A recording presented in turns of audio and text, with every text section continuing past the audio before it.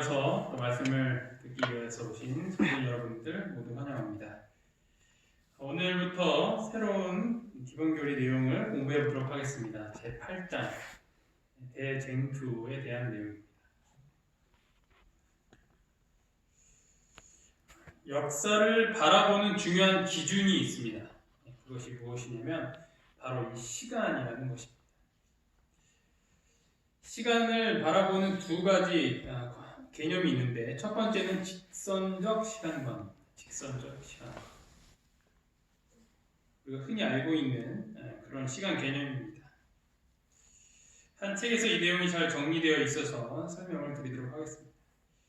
시간에 대한 첫 번째 관점이 직선적 시간관은 하나의 방향으로 전진해 나간다는 그런 개념입니다. 시간은 과거를 거쳐 현재를 지나 미래를 향하여 가게 됩니다. 그 방향은 변하지 않고 항상 일정한 것입니다. 이것이 우리가 보편적으로 이해하는 시간의 관념입니다. 시간은 앞으로만 나아가고 절대로 뒤로 돌아가지 않게 되는 것이죠. 되돌릴 수 없다는 뜻에서 말하는 엎질러진 물이라는 표현은 시간의 이러한 성질을 잘 나타내 줍니다. 이것을 가리켜서 시간의 불가역적 성질이라고 합니다. 시간이 하나의 방향으로만 전진하는 관점, 직선적 시간관입니다. 두 번째 관념은 원형적 시간관입니다. 아침을 먹으면 점심을 먹고 점심을 먹으면 저녁을 먹습니다. 잠을 자면 다음날 일어나고 하루를 보내면 다시 잠을 잡니다. 월요일에는 출근해야 하고 25일에는 월급을 받고 이맘때쯤이면 벚꽃이 핍니다. 다가오는 내일은 경험하지 않은 그날이겠지만 그렇다고 전혀 새로운 내일도 아닌 것입니다. 이렇게 시간이 되돌아오기를 반복한다라는 관점을 원형적 시간관이라고 합니다. 이 원형적 시간관을 토대로 한 것이 윤회사상을 토대로 한 불교와 같은 종교의 가르침입니다. 단순히 일주일이나 1년이 반복된다는 것이 아니라 삶 자체가 반복이 되어야 된다는 것이죠. 죽음 이후에 다시 또 다른 삶이 혹은 같은 삶이 반복이 된다. 그것이 바로 이 윤회사상입니다. 원형적 시간관에서 나온 것입니다. 반면에 성경에서는 우리가 잘 아는 것처럼 직선적 시간관을 갖고 있습니다. 창조, 타락, 구원, 회복이라는 처음이 있고 또 끝이 있다라는 것입니다. 그런데 성경의 역사에서는 이것과 함께 더 중요한 핵심을 말해주고 있습니다. 인간이 기록하고 기억하고 이해하는 역사의 그 중요한 순서들은 어떤 사건 그리고 인물 중심으로 풀어나갑니다. 어떤 나라가 일어나고 망하고 또 누가 왕이 되고 죽임을 당했는가에 대한 것을 중심으로 그 역사를 풀어가는 것이 보통 우리 인간들이 서술하는 그런 역사의 내용입니다. 하지만 성경에서는 그 시간적 순서의 중심이 선과 악이라는 큰 두 영적 세력의 싸움이라는 그런 내용으로 전개가 된다는 것입니다. 눈에 보이지 않는 영적 세력의 싸움이 인간 역사의 중심이 된다라는 것. 이것이 바로 대쟁투라고 부르는 것입니다. 오늘부터 이 대쟁투의 교리를 함께 살펴보도록 하겠습니다. 기본 신조에 있는 내용입니다. 저희 유인물을 이렇게 강당 뒤에다 로비에다가 바뀔 때마다 항상 그랬듯이 이렇게 인쇄해서 놓아드리고 있습니다. 원내에 계신 분들은 가져가시고 혹시 밖에 계신 분 중에서 필요하신 분은 저에게 말씀해 주시면 갖다 드리도록 하겠습니다. 모든 인류는 하나님의 품성과 그의 율법과 우주를 다스리시는 그의 주권에 대하여 그리스도와 사단 사이에 벌어지고 있는 대쟁투에 관여되어 있다.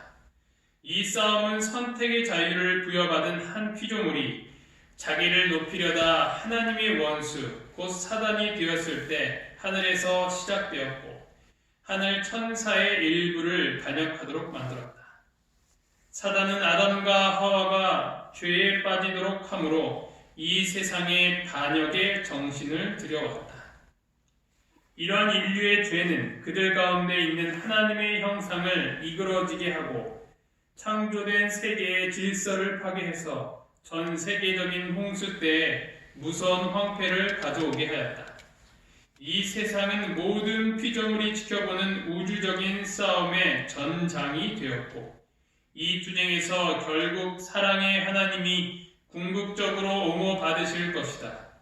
이 대쟁투에 가담한 그의 백성을 돕기 위하여 그리스도께서는 성령과 충성스러운 천사들을 보내사 그들을 인도하시고 보호하시고 구원의 길에 서 있는 그들을 지원하신다.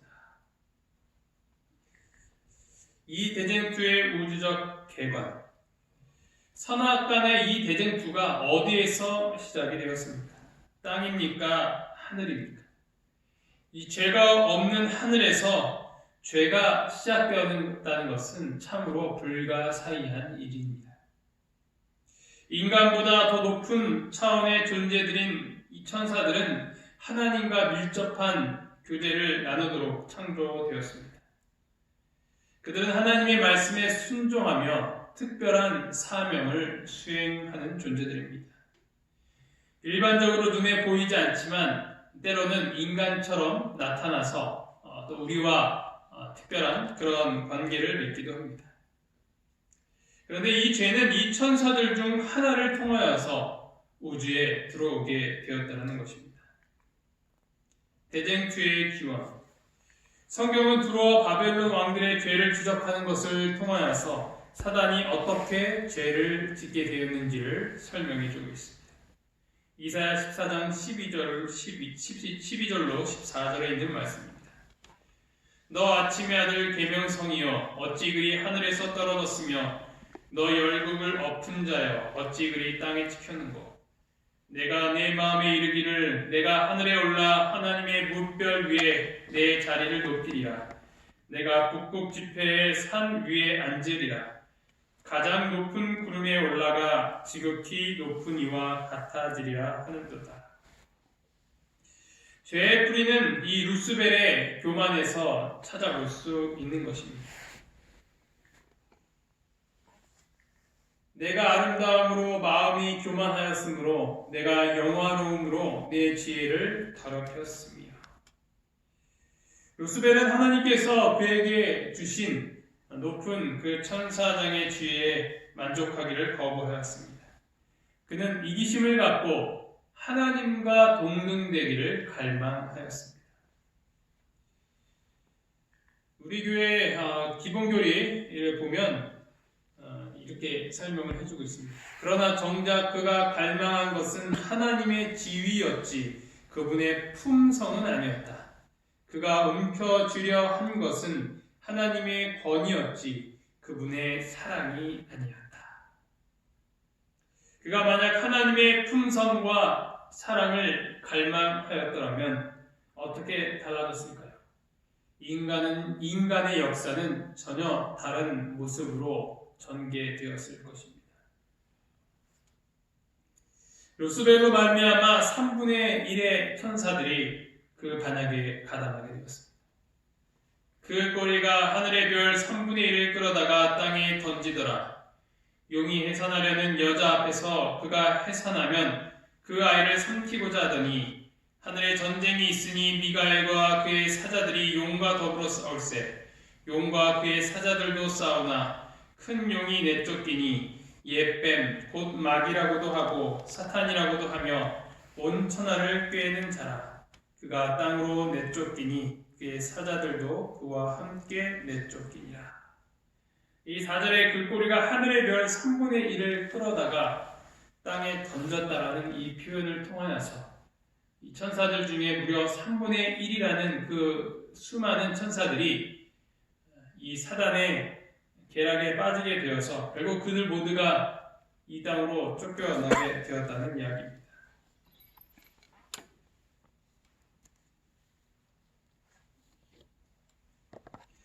우리가 이 이야기를 통해서 알 수 있는 교훈이 있습니다. 그것은 바로 우리가 버려야 할 사단의 두 가지 정신이라는 것입니다.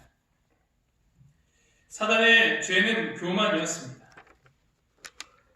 디모데전서 3장 6절을 보면 새로 입교한 자도 말지니 교만하여져서 마귀를 정죄하는 그 정죄에 빠질까 하며, 이 교회 지도자를 뽑을 때에 그 바울이 이 디모데에게 유의사항을 알려준 그 내용인데, 여기서 말하고 있는 이 교만의 죄가 마귀가 정죄된 죄다라고 그렇게 지목을 하고 있는 것입니다. 그리스도인으로서 가장 버려야 할 모습은 바로 교만입니다. 우리는 결코 나를 높이려고 해서는 안 됩니다. 죄는 거기서부터 시작이 되는 것입니다. 항상 겸손한 마음으로 섬기면서 살아야 합니다. 그것이 바로 예수님의 정신인 것입니다. 우리의 삶의 모든 관계에 있어서 우리는 섬기는 자세를 취해야 합니다. 먼저 가까운 부부 관계에서 누가 누구를 억누르고 혹은 더 높아지려고 하는 그런 마음을 버리고 서로 섬기는 그런 관계가 되어야 한다는 것입니다. 부모와 자식 관계에서도 마찬가지입니다. 자식이 부모에게 할 도리만 생각하는 것이 아니라 오히려 반대로 우리가 자녀들에게 그 자녀들을 섬기는 마음으로 살아가야 된다는 것입니다. 실제로 그렇게 하고 있습니다. 아무런 조건 없이 무한한 사랑을 베푸는 그것이 바로 겸손의 모습인 것이죠. 직장에서 상사와의 관계에서도 나의 상사에게는 또 섬기는 마음으로 하고, 또 아래 부하들에게 있어서는 또 부린다는 그런 생각보다는 또 섬기는 마음으로 해야 하는 것입니다.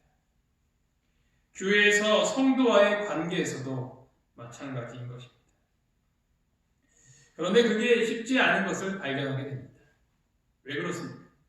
그것은 바로 우리가 죄이기 때문입니다. 섬기는 것을 태생적으로 하기 싫어하는 존재들이 바로 우리들인 것입니다.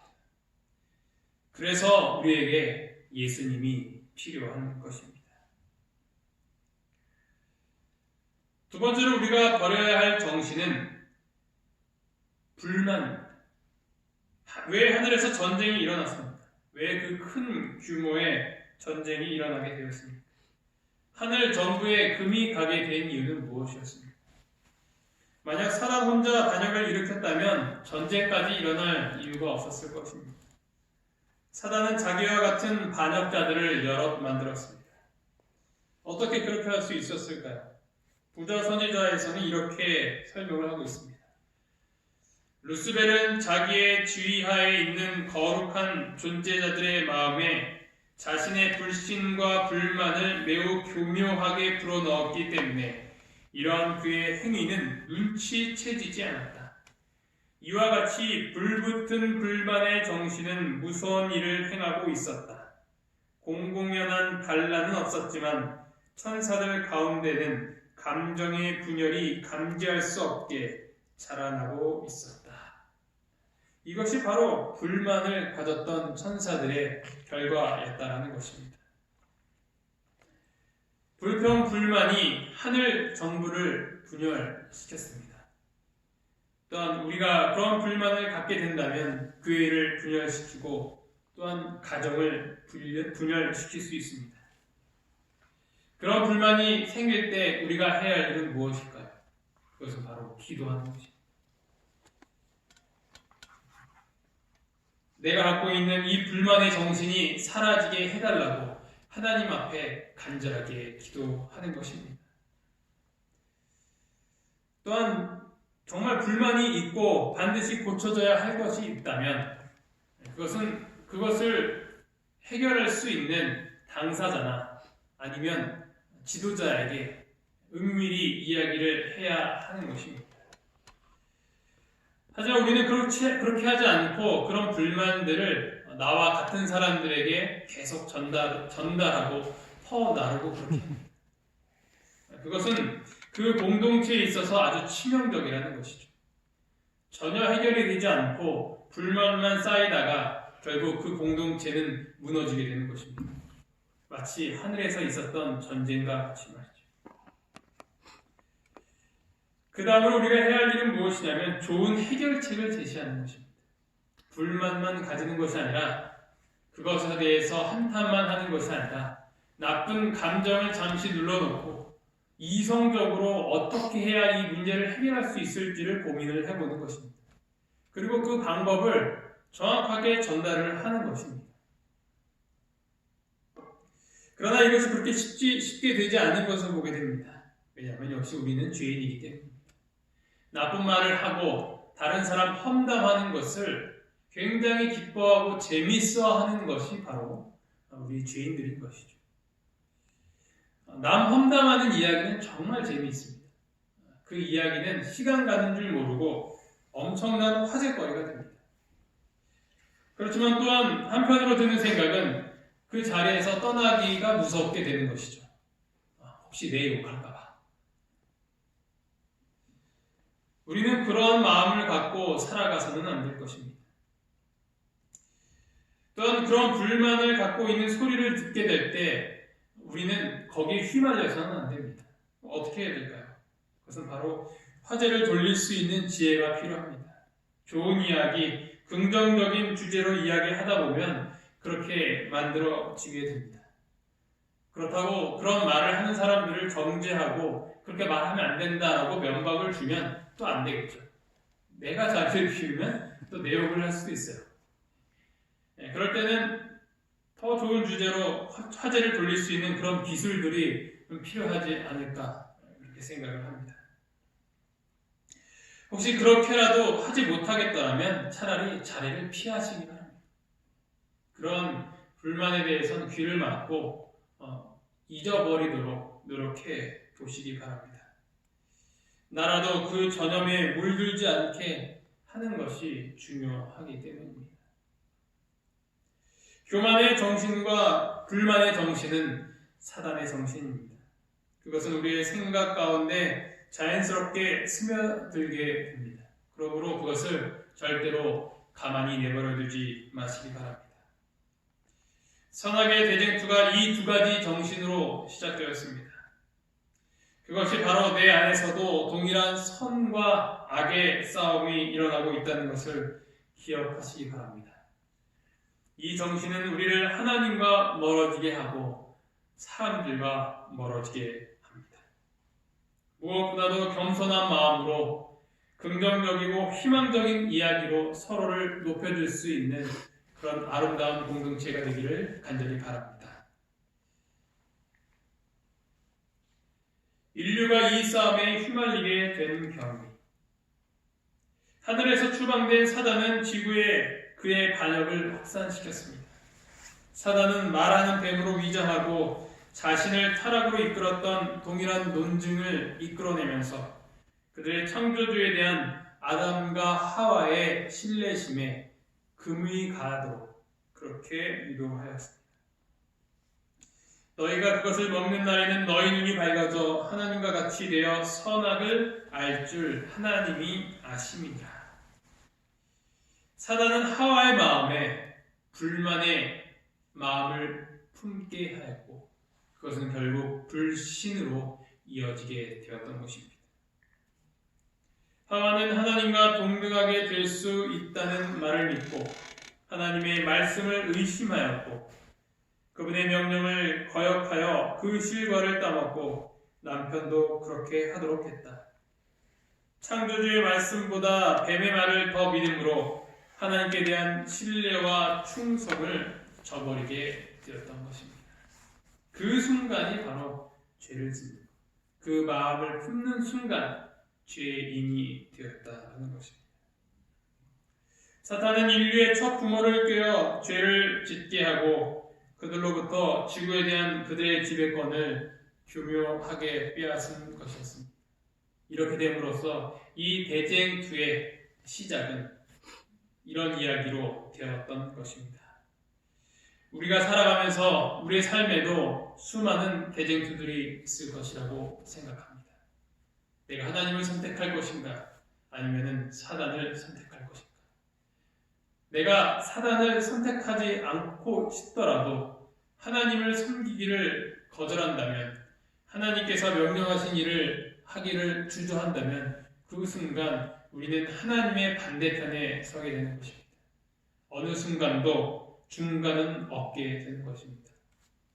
우리 모두가 하나님의 편에 서서 그 결과를 알고 있는 그 싸움에 승리자가 되기를 간절히 바라면서 말씀을 마치도록 하겠습니다. 기도하시겠습니다. 하늘에 계신 하나님 아버지, 오늘 저희가 대쟁투의 이야기를 들을 수 있도록 인도해 주심에 참으로 감사합니다. 선과 악의 큰 싸움 가운데 저희가 서 있습니다. 제가 지난 역사를 알고 또 이 역사가 어떻게 끝나는 줄을 알기 때문에 저희들 하나님 편에 굳건히 서서 끝까지 승리하기를 원하오니 저희가 흔들리지 않고 오직 하나님만 섬기도록 주님께서 인도하여 주시옵소서. 이 모든 말씀 예수님의 이름으로 간절히 기도합니다. 아멘.